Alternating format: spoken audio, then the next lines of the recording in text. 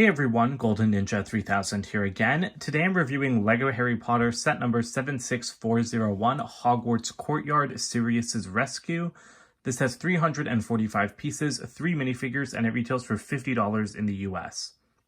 This is compatible with the new modular style of Hogwarts builds that LEGO introduced in 2021, but thankfully it adds in some new architecture, which is really awesome to see. The Harry minifigure in this set has the same torso from the hospital wing, which I think works very well. I'm really glad that, LEGO changed up that print a little bit. But he and Hermione actually get brand new face prints. So this is a slightly different smile. Like you can see like one little dimple over there. So that's a nice small variation. But then you also have a very happy face on the back. That is great to see because, again, like Harry doesn't get many new face prints. And I really like it when LEGO switches things up because they have a tendency to just keep reusing the same prints for certain characters over and over and over again. Hermione's new face print is even better in my opinion because like this version of the character, like her older version, uses the same face print as Karina Smith from Pirates of the Caribbean. So she never really had a unique face print just made for her, unlike the other two. So I'm glad that she finally, like gets one just for her now. She also comes with a really awesome printed time turner piece. It is just a 1x1 clear round tile, and it's printed with pearl gold. And you have, like time turner details on it. It's kind of hard to see, like on camera. You have to get it at just the right angle. But that is really cool. I kind of wish they would have also printed it. Like I would have liked to have it both ways. But I do prefer the physical piece over just the print. And then at the back, you can see her alternate face, which is also new and also looks very expressive. Sirius is still in prison garb in this set, but I believe this is a little bit different from the last figure that we got. So that's cool, although his torso print, that's still too light. It is closer to like the actual plastic skin color, but he still just looks like really pale under there. But there is good detail on the torso. I'm glad we have leg printing. Same old face and hairpiece though. LEGO did not change those things. And I really would have liked to have seen a new face print for him this year because he is in like 3 different sets in this wave. And we've also got a brand new Buckbeak in this set. Same mold as the one from 2019, I believe, is when he was in that Hagrid's Hut set. This one looks pretty good. It is in white instead of light bluish gray. And when I first opened it, I didn't really like it. I still don't like it as much as the light gray, but I do like it more than I expected. I thought that white was going to look really bad, like even, again, when I opened the box of this set. But, like with the wings on and everything, I think white looks okay. But like I said, I do like light gray better. Buckbeak can move his head here, which is pretty cool. And I really like this mold in general because you have, like the eagle feet at the front and then the horse feet at the back.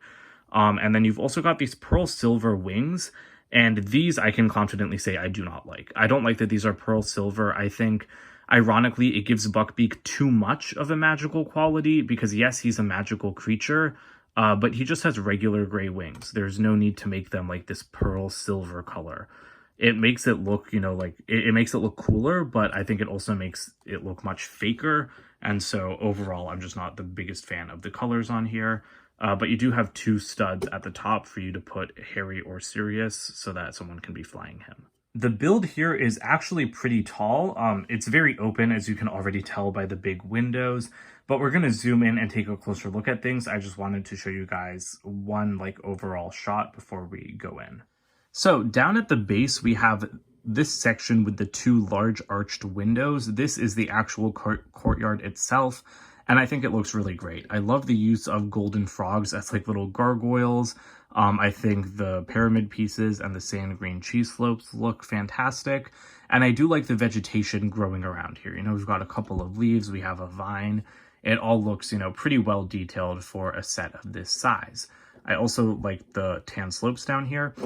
This is what I really like about the Hogwarts sets this year. This section gives me everything I want because it's just so much more architecturally interesting than what we got in 2021, because I've complained a lot about how flat and boring those castle sections were.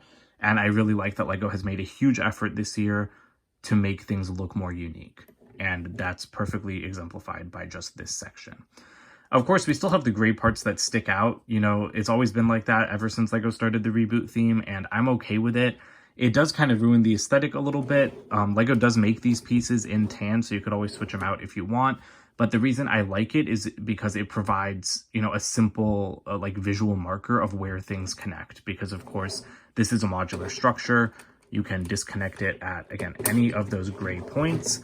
And that is why I like the gray points. That's why I haven't even switched them out for my displays. I think I've switched a couple of them out, but not all of them, because I just like that you know where to pull things apart. So finishing up with the courtyard sections, you can see that these are on these large triangular plates. So these aren't full 8x8 modules, but they are an 8x8 module size. So I would be a little bit careful if you're connecting these to other things, just because they are more fragile since they're so open air. But again, you can take off these little roof pieces, which also just have a little bit of vegetation detailing on them, and you can build on top of them with other 8x8s. So I'm really glad that they're still in the system, even though, you know, they don't technically take up as much space. And then inside you've got more vegetation, and honestly, I think that this is a great little courtyard scene. You've got benches to sit on, you have a little table with a drumstick and a barrel, as well as some lanterns. And so even though this is so small, it does really get the idea across. And of course, if you were to buy like 2 sets or something like that, you could put them like back to back and make a much bigger courtyard. The tower section itself is 3 8x8 modules. So you've got this one up here, which is on a rounded corner. You've got the middle one, which is also rounded. And then the bottom one, which is just a standard rectangular one, or square one, I guess. This module, I don't think it looks the best from the outside because of the way these arches are covered up. I know that LEGO likes facing these arches inwards. It's like that on this module as well. And so it makes it look really ugly from the outside, but then the advantage is if this is connected to something else, then it looks really good from the inside. But yeah, on this one, I just do not like that. I think I might turn it around because it is kind of covered up anyway at these edges. So yeah, I'm not a huge fan of that because it's just really ugly to see all those innards, you know, like when you're trying to display something. But yeah, you've got multiple connection points here. You can connect stuff at either end here and at either end here. So this is a very versatile module. That being said, it is very empty. The only thing in here is one of the moving staircases. And it's great to see these parts back in a LEGO set again. They're actually built in a new way, just around a bunch of 1x1 cylinder bricks. But the bad part about this is that, first of all, there's a lot more than there usually are. There's usually only like 8 of these steps. So I was surprised to find that there are so many in this set. I think there's like 10 here. But the other thing is that they don't like lock into anything at the top. They just hit this brick, which gets in their way. And so I don't love that because if you have the other module on top, like it doesn't really feel like a minifigure is like walking up the steps because it's like so far away from the edge. That's a minor nitpick, but it does bother me because like I don't want this thing shaking everywhere. Like, yes, the moving staircases are an iconic part of Hogwarts, so I really like that you can move it out. I just wish that when you moved it out, it actually like went further into the module. Like I wish that that part wasn't there and it could kind of like go in a little bit and like stay there. Like I wish there was like a locking mechanism or something. I don't know. It's just, it does bother me even though it's a small thing. The next module up obviously continues like, you know, the corner shaping. Inside we have a broom that actually has a brand new piece on the end. This is like the LEGO mop piece, but it's just been put onto the end of one of these antenna parts, and you have a pair of handcuffs on here, which I believe are supposed to represent the footholds on the brooms.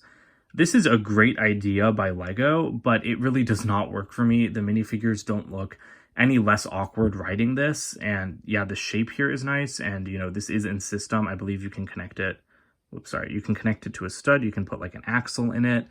But I would have preferred if LEGO just made one whole new mold. I think they should have just made one whole new mold because, like if you put a minifigure on this, I honestly feel like it's even more awkward.